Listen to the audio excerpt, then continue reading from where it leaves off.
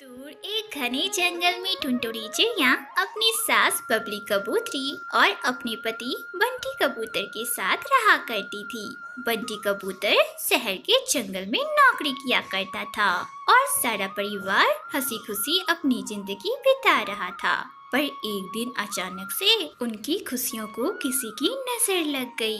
जब बंटी कबूतर नौकरी के लिए शहर के जंगल जा रहा था, तभी रास्ते में एक बहुत ही दुष्ट चील उसके पीछे पड़ जाता है और दोनों में झड़प हो जाती है। वह चील बहुत ही बड़ा और ताकतवर था, जिसकी वजह से बंटी कबूतर उससे जीत नहीं पाया और वह चील उसे अपनी पंजों में दबाकर पहाड़ी वाले इलाके की ओर निकल पड़ा। पर उड़ते उड़ते अचानक से चील के पंजों से बंटी कबूतर छूट जाता है और सीधा जाकर झाड़ियों में गिर जाता है। बंटी कबूतर की जान तो बच जाती है, पर वह पूरी तरह से जख्मी हो जाता है और किसी तरह अपने घर पहुंचता है। इस घटना के बहुत दिनों बाद तक भी बंटी कबूतर मौत से जूझ रहा था। उसकी जिंदगी मौत से भी बदतर हो गई थी। हे ऊपर वाले, मुझे मौत दे दे। ऐसी जिंदगी भी भला किस काम की। मैं अपने घर वालों पर बोझ बन चुका हूँ। अरे बंटी जी, आप ऐसी बातें क्यों बोल रहे हो? आपको तो भगवान का शुक्रिया अदा करना चाहिए कि उन्होंने आपकी जान बचा ली। बंटी जी, अगर आपको कुछ हो जाता तो हमारा क्या होता? आपने यह थोड़ा भी नहीं सोचा? बंटी जी, आप चिंता मत करो, मैं आपका इलाज एक बहुत बड़े अस्पताल में कराऊंगी। फिर देखना, आप पहले की तरह अच्छी तरह से ठीक हो जाओगे। तुम्हें पता नहीं है टुनटुनी, अच्छे डॉक्टरों से इलाज करवाने में बहुत पैसे खर्च होते हैं। तुम भला इतने सारे पैसे कहाँ से लाओगी? मैं कैसे भी पैसे लाऊंगी और आपको ठीक करके रहूंगी। बंटी जी, बस आप हिम्मत मत हारिए। धीरे धीरे बंटी कबूतर के इलाज में घर के सारी जमा पूंजी खत्म हो गई। एक दिन टुनटुनी चिड़िया ने अपनी सास बबली कबूतरी से कहा, माँ जी, मुझे सिलाई का काम बहुत अच्छी तरह से आता है। माँ जी, मैं सोच रही थी कि क्यों ना सिलाई का काम करके ही कुछ पैसे कमाऊं। कह तो तुम बिल्कुल सही रही हो बहू, पर सिलाई करने के लिए सिलाई का सामान तुम कहाँ से लाओगी? घर में तो एक भी रुपये नहीं है। घर में रुपये नहीं है तो क्या हुआ माँ जी? मेरा मंगलसूत्र तो है ना। मैं अपने पति की जान बचाने के लिए अपना मंगलसूत्र गिरवी रख लूंगी। अपनी बहू के मुंह से ऐसी बातें सुनकर बबली कबूतरी टुनटुनी को अपने सीने से लगा लेती है। टुनटुनी बहू तो धन्य है, तेरी जैसी बहू भगवान करे सबको मिले।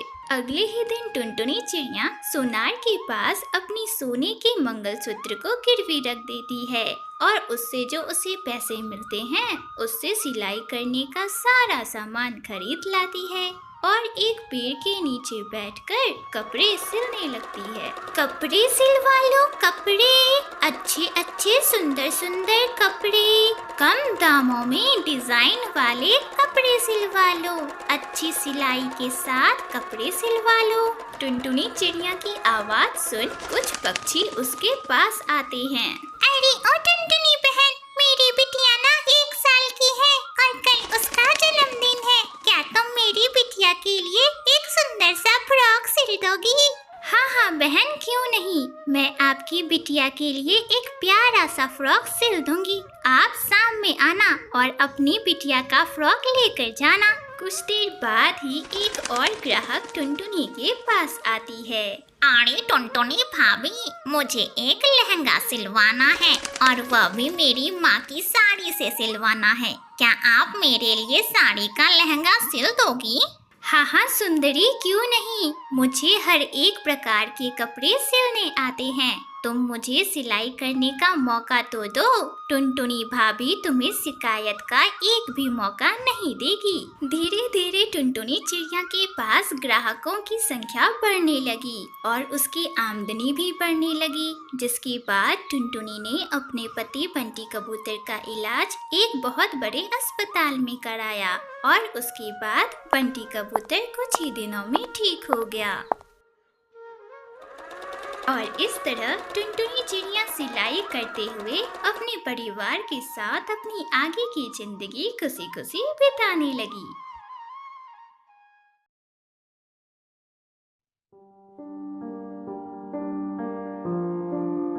नैनीताल के जंगल में टुनटुनी चिड़िया अपने पति बंटी कबूतर के साथ रहा करती थी। उनके 2 बच्चे थे। छोटी बेटी का नाम टोनी तो बड़े बेटे का नाम राजू था। बंटी कबूतर अपने खेत में बैंगनों की खेती किया करता था और उन्हीं बैंगनों को वह सब्जी मंडी में जाकर बेचा करता था, जिससे उसे कुछ पैसे मिल जाते थे और उन्हीं पैसों से उनका छोटा सा परिवार चल रहा था। इस साल बंटी कबूतर के खेत में बैंगनों की अच्छी फसल हुई थी, जिसकी वजह से टुनटुनी उससे कहती है, सुनो जी, इस भगवान की कृपा से हमारी फसल बहुत अच्छी हुई है। इन फसल को बेचकर हमें अच्छा मुनाफा होगा, तो मैं सोच रही थी हम अपना घर पक्का करवा लेते हैं और हाँ, बच्चों का भी दाखिला अच्छे स्कूल में करवा देते हैं। इस साल हमारा सारा सपना पूरा हो जाएगा। हाँ टुनटुनी, तुम बिल्कुल सही कह रही हो। भगवान को भी हमारी यह गरीबी देखी नहीं गई, इसलिए तो हमारे खेत में बैंगन की कितनी अच्छी फसल हुई है और अन्य खेतों में तो बैंगनों में कीड़े निकल आए हैं। मैं कल ही शहर की मंडी में जाकर सारे बैंगनों को अच्छी कीमत पर बेच दूंगा। हाँ। अगली सुबह जब बंटी कबूतर अपने बैंगनों को बेचने के लिए शहर के लिए निकलता है, तभी उसकी छोटी बेटी टोनी कहती है, पिताजी, आप मेरे लिए शहर से क्या लाओगे? अरे मेरी प्यारी बिटिया, तू ही बता, तुझे शहर से क्या चाहिए? तू जो बोलेगी तेरा पापा वही तुझे ला के देगा।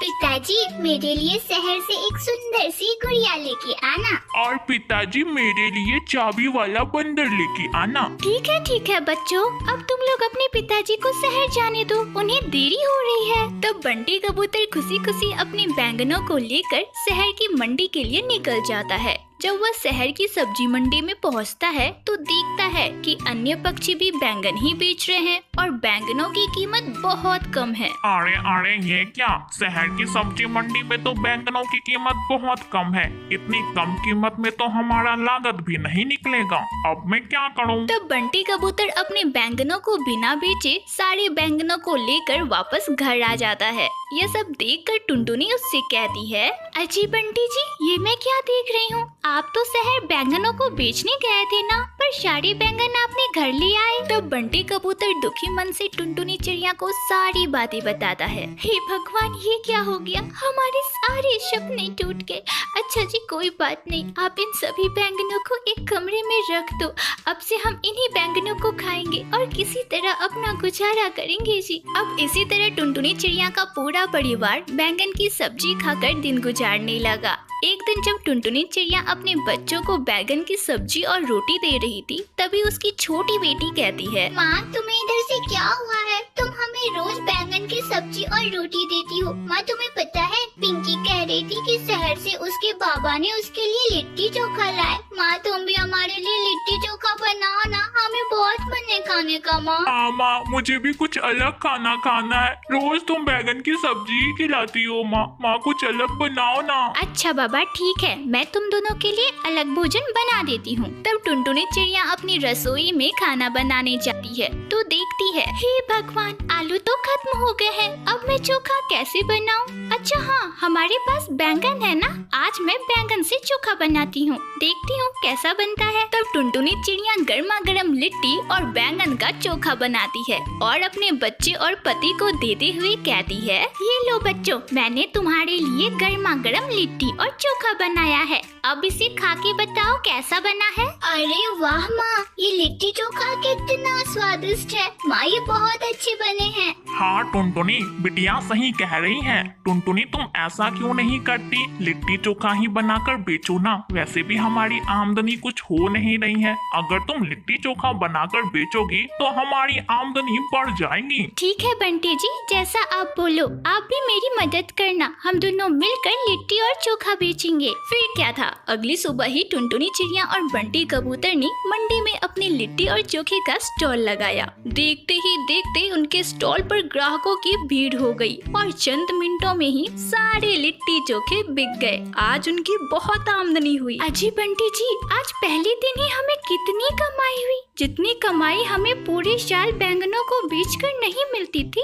उससे कई ज्यादा कमाई हुई है आज। हाँ भाग्यवान, बस यह तुम्हारे ही लिट्टी चोखे का कमाल है। अब टुनटुनी चिड़िया के सारे सपने पूरे होने लगे। उसने अपने बच्चों का दाखिला एक बहुत अच्छे स्कूल में करवाया और अपने मकान को भी पक्का करा लिया। अब टुनटुनी चिड़िया अपने परिवार के साथ खुशी खुशी रहने लगी।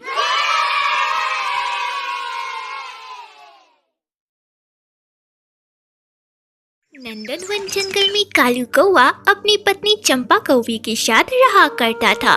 दोनों पति पत्नी को पक्षियों को सताने में बड़ा मजा आता था। उसी जंगल में टुनटुनी नाम की एक गरीब चिड़िया समोसे बेचने का काम किया करती थी और किसी तरह अपनी 2 बेटियों को पाल रही थी।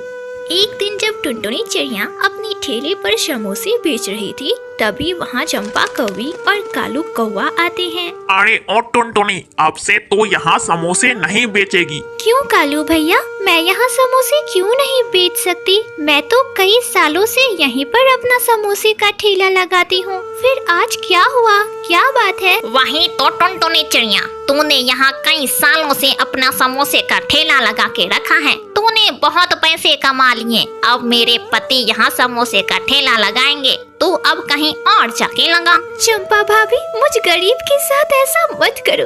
तुम्हें तो पता है ना, मैं बड़ी मुश्किलों से अपनी बेटियों को पाल रही हूँ। मैंने यहाँ अपना ठेला लगाना बंद कर दिया तो हमारे खाने तक पर आफत आ जाएगी। मेरे साथ ऐसा मत करो, मुझ गरीब पर दया करो। देख टुनटुनी, तू तो मुझे अच्छी तरह से जानती है। मैं अभी तुझे बड़े ही प्यार से समझा रहा हूँ। अगर तूने अपना यहाँ से ठेला नहीं हटाया ना, तो मैं तेरे ठेले को तोड़ दूंगा। सोच ले, तेरा भारी नुकसान हो जाएगा। इसलिए अच्छा है कि तू कहीं और जाकर अपना ठेला लगा। देख टुनटुनी चिड़िया, मेरा पति सही कह रहा है। अगर इससे गुस्सा आ गया ना, तो मैं अभी इसे नहीं रोक पाऊंगी। इसलिए भलाई इसी में है कि तू अपना ठेला हटा ले। ठीक है चंपा भाभी, मैं अपना ठेला हटा लूंगी। कालू कौवे की डर से टुनटुनी चिड़िया ने अपना ठेला वहाँ से हटा लिया और दूसरी जगह अपने समोसे के ठेले को लगा दिया। समोसे खाओ समोसे, स्वादिष्ट गर्मा गर्म समोसे। ठंडी के मौसम में ऐसे समोसे खाओगे तो मन प्रसन्न हो जाएगा। समोसे खा लो समोसे। वो देखो कालू जी, कैसे टुनटुनी चिड़िया चिल्ला चिल्ला कर ग्राहकों को बुला रही है, पर उसके ठेले के पास तो एक भी ग्राहक नहीं जा रहे हैं। सारे ग्राहक तो हमारे ठेले पर आकर समोसे खा रहे हैं। सुबह से शाम हो जाती है, पर टुनटुनी चिड़िया की एक भी समोसे की बिक्री नहीं होती, जिसकी वजह से टुनटुनी चिड़िया बहुत परेशान हो जाती है। हे भगवान, सुबह से शाम हो गई पर एक भी समोसे की बिक्री नहीं हुई। अगर ऐसा ही होता रहा तो मैं अपना घर खर्च कैसे चलाऊंगी? इस तरह कई दिन बीत जाते हैं, पर टुनटुनी चिड़िया की समोसे की बिक्री ना के बराबर होती है। एक दिन टुनटुनी चिड़िया की बेटी टूनी चिड़िया उससे कहती है, मम्मा मम्मा, आज ठंड बहुत ज्यादा है। माँ, मुझे गर्मा गर्म आपके हाथों के बनाए हुए समोसे खाने के बहुत मन कर रहा। माँ मुझे गर्मा गर्म समोसे बनाकर दो ना, आज मैं समोसे खाऊंगी। नहीं नहीं बिटिया, आज मैंने छोले बनाए हैं तो तू छोले रोटी खा ले। आज मैं समोसे नहीं बनाऊंगी। मम्मा बनाओ ना, मुझे समोसे खाने हैं। मम्मा समोसे खाने हैं, बनाओ ना मम्मा। अच्छा ठीक है, अब शांत हो जाओ। मैं तुम दोनों के लिए समोसे बना देती हूँ, पर हाँ, छोले भी खाने होंगे। ठीक है? ठीक है मम्मा, मेरी प्यारी मम्मा। इतना बोलकर टुनटुनी चिड़िया रसोई घर में गई और अपनी बेटियों के लिए गर्मा गर्म समोसे तलने लगी। कुछ ही मिनटों में उसने कई सारे समोसे तल लिए और अपनी बेटियों को चने के छोले के साथ परोस दिए। जैसे ही टोनी चिड़िया ने समोसे खाए, उसने कहा, अरे वाह मम्मा, ये छोले समोसे तो कितने स्वादिष्ट लग रहे हैं। मम्मा आप भी खाकर देखो ना, इससे पहले मैंने इतने स्वादिष्ट छोले समोसे कभी नहीं खाए थे। अपनी बेटी की बात सुनकर टुनटुनी चिड़िया ने भी छोले समोसे खाए और खाकर कहा, अरे हाँ टोनी बिटिया, तूने तो सही कहा। मैंने भी आज से पहले इतने स्वादिष्ट छोले समोसे कभी नहीं खाए थे। मम्मा आप कहती हो ना कि इधर से आपकी समोसे की बिक्री नहीं हो रही, तो मम्मा आप क्यों ना समोसे के साथ छोले मिलाकर बेचो। क्या पता आपकी बिक्री होने लगे और आपकी आमदनी भी बढ़ जाए। तुम ठीक कह रही हो टोनी बिटिया, वैसे भी मेरे समोसे की बिक्री तो हो नहीं रही। चलो ये भी बेचकर देख लेती हूँ, क्या पता बिक्री होने लगे और ग्राहकों को पसंद भी आए। अगली सुबह टुनटुनी चिड़िया बहुत सारे छोले बनाती है और अपनी दुकान पर ले जाकर उसे समोसे के साथ बेचने लगती है। आओ आओ, गर्मा गर्म स्वादिष्ट छोले समोसे खाओ। एक बार खाओगे तो बार बार खाओगे और ठंड के मौसम में गर्मा गर्म स्वादिष्ट छोले समोसे खाने से ठंड तो दूर ही हो जाएगी। टुनटुनी चिड़िया की आवाज सुन एक ग्राहक उसकी दुकान पर आती है और छोले समोसे खाकर उसकी तारीफ करती है। अरे वाह वाह बहन, ये छोले समोसे तो बहुत स्वादिष्ट हैं। अरे ओ रानू, चिंकी, रानी, अरे यहाँ आओ आओ और स्वादिष्ट छोले समोसे खाओ। इस तरह टुनटुनी चिड़िया के छोले समोसे खाने के लिए बहुत सारे ग्राहक आते हैं और बड़े ही चाव से उसके छोले समोसे को खाते हैं। इस तरह टुनटुनी चिड़िया की आमदनी बढ़ने लगती है और वह अपनी बेटियों के साथ अपनी आगे की जिंदगी खुशी खुशी बिताने लगती है।